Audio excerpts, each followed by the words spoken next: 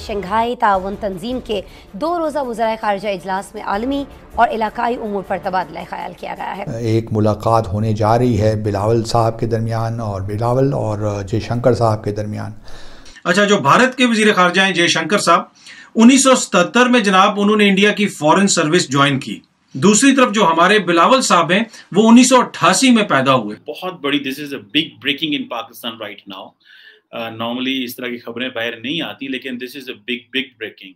और वो ये है कि पाकिस्तान की आर्मी चीफ जनरल बाजवा ने रिक्वेस्ट की है अमेरिकन एडमिनिस्ट्रेशन, जिसमें व्हाइट हाउस और ट्रेजरी डिपार्टमेंट है अमेरिका का, कि वो जो IMF ने पाकिस्तान को $1.2 बिलियन की सप्लाई करनी है, उसको लोन प्रोग्राम को रिज्यूम करें।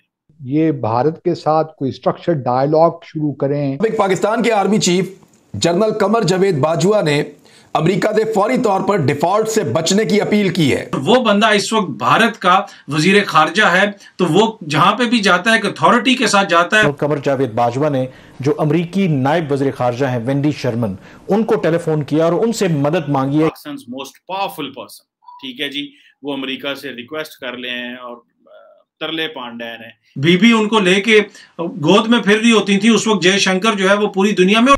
जय हिंद दोस्तों, a very warm welcome to Hindustan special channel. विदेश मंत्री एस जयशंकर ने शुक्रवार को ताशकंद में SCO विदेश मंत्रियों की बैठक में भाग लिया।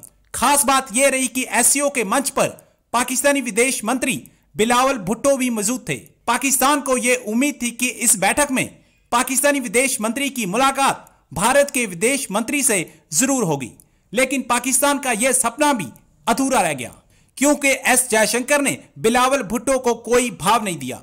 दोनों के बीच किसी तरह की औपचारिक या अनौपचारिक बातचीत की कोई जानकारी नहीं मिली। इसके विपरीत जयशंकर ने पाकिस्तानी विदेश मंत्री की मौजूदगी में पाकिस्तान को आतंकवाद पर खरी खरी सुना दी। उन्होंने कहा कि सभी देशों में किसी भी तरह के आतंकवाद के प्रति कतई बर्दाश्त नहीं करने की नीति होनी चाहिए। दूसरी तरफ पाकिस्तानी मीडिया ये चर्चा कर रहा है कि एस जयशंकर का तजुर्बा बोलता है। बिलावल भुट्टो की जितनी उम्र है उतना तो भारतीय विदेश मंत्री का एक्सटर्नल अफेयर्स का तजुर्बा ही है। यहाँ पे इस वक्त हमारे वजीर खारजा का क्या किरदार है? हमारे वजीर खारजा जो पूरी दुनिया घूम फिर के आए हैं, उन्होंने क्या रोल प्ले किया? देखें, ये जो ओहदे होते हैं, ये ओहदा मिलना इंपॉर्टेंट नहीं होता। इस ओहदे के ऊपर आप परफॉर्म किस तरह करेंगे और इस ओहदे को परफॉर्म करने के लिए आपके पास सलाहियत क्या है, ये बड़ी इंपॉर्टेंट डिटेल्स हैं जो अभी मैं आपको बताने लगा हूं। एक तरफ पाकिस्तान है, उसके वजीर खारजा हैं बिलावल भुट्टो, वो पैदा हुए थे 1988 में। दूसरी तरफ भारत है, उनके वजीर खारजा हैं जयशंकर साहब। उन्होंने 1977 में फॉरेन सर्विस में जॉब की थी। मैं आपको पहले थोड़ा सा बताता हूं जयशंकर साहब के हवाले से, फिर बिलावल साहब का आप उनके साथ कंपेयर हम करते हैं। अच्छा, जो भारत के वजीर खारजा हैं जयशंकर साहब, 1977 में जनाब उन्होंने इंडिया की फॉरेन सर्विस ज्वाइन की 1977 में, और 2019 में वो वजीर खारजा बने 2019 में। इससे आप अंदाजा लगा लें कि कितने बरस के बाद, तकरीबन 32 साल नौकरी करने के बाद वो मुल्क के वजीर खारजा बने। उसमें जो उन्होंने नौकरी की वो मुख्तलिफ जगहों पे एम्बेसडर्स रहे, मुख्तलिफ जगहों पे हाई कमिश्नर रहे, दीगर बड़ी इंपॉर्टेंट पोजीशंस पे रहे, काम सीखते रहे। ऑल्दो कि जब वो रिटायर हुए उसके बाद भी उन्होंने एक जॉब कर ली, एक प्राइवेट फर्म में वो ग्लोबल अफेयर्स के प्रेसिडेंट बन गए, वहां पे भी वो नौकरी करते रहे।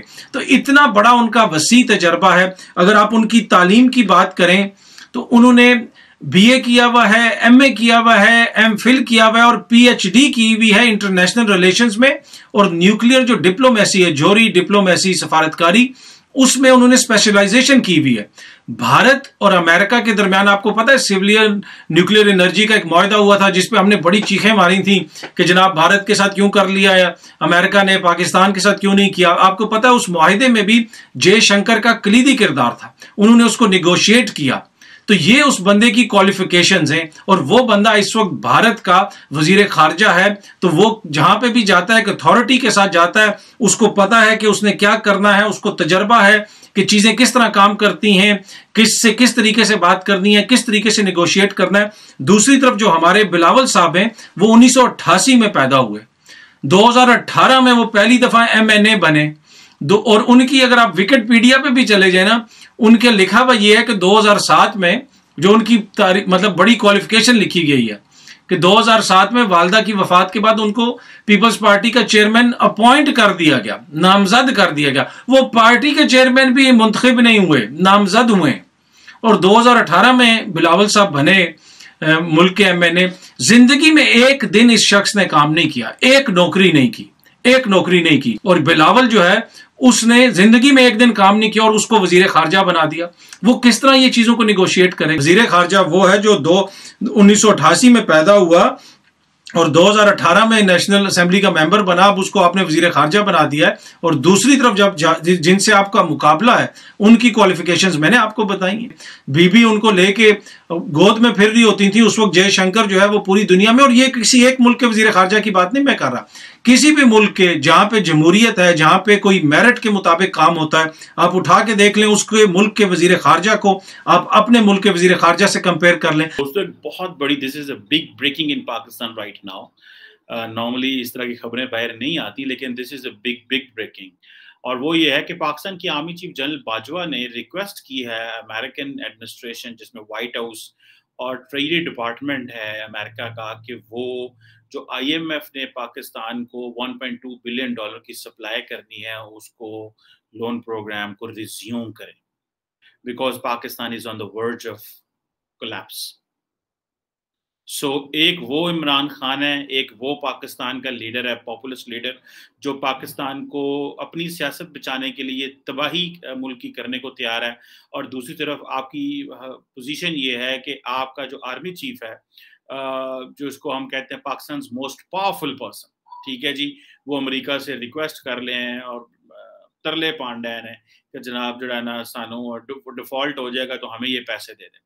और सुनने में आया है कि आर्मी चीफ जनरल बाजवा की जो US deputy secretary of state Wendy Sherman है, ये उनसे बात हुई है।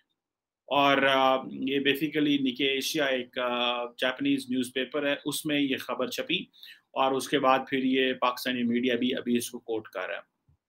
अब जारी बात है कि पाकिस्तान का प्रॉब्लम यह है कि रोज़ाना 3-4 रुपये जो रुपए की वैल्यू जो है वो कम हो रही, और जो नई हुकूमत है वो जो है वो पर चीज़ें मैनेज नहीं कर पा रही। दूसरी तरफ से एक पॉपुलिस्ट लीडर है इमरान खान साहब, जिन्हें आप लोग सब जानते हैं, जिनके बारे में ये केस आया कि वो फॉरेन फंडिंग का केस उनके बारे में आया कि वो उनकी छुट्टी भी हो सकती है उस केस में, कि ये अमारातीज और बाकी दुनिया के लोगों से पैसा लेते रहे अपनी सियासत जीतने के लिए, अपने इलेक्शन जीतने के लिए ये पैसे लेते रहे। अच्छा, अब की पोजीशन ये है कि अब बाजवा साहब कॉले कर रहे हैं अमेरिकन को, कह रहे हैं कि सानू $1.5 अरब $1.25 अरब दे दो, नहीं तो अपनी हालत बड़ी खराब है। और दूसरी तरफ जो है वो हम अमेरिका को गालियां निकाल रहे हैं और सड़कों पे आके तू किते मैं ते फलाना अमेरिका ते इंज ते छड़ांगे नहीं, ओए अमेरिकी हो ते ये तो वो कर रहे हैं। So this is a very जिसे कहते हैं ना वरीड एक सर्कमस्टांसेस है।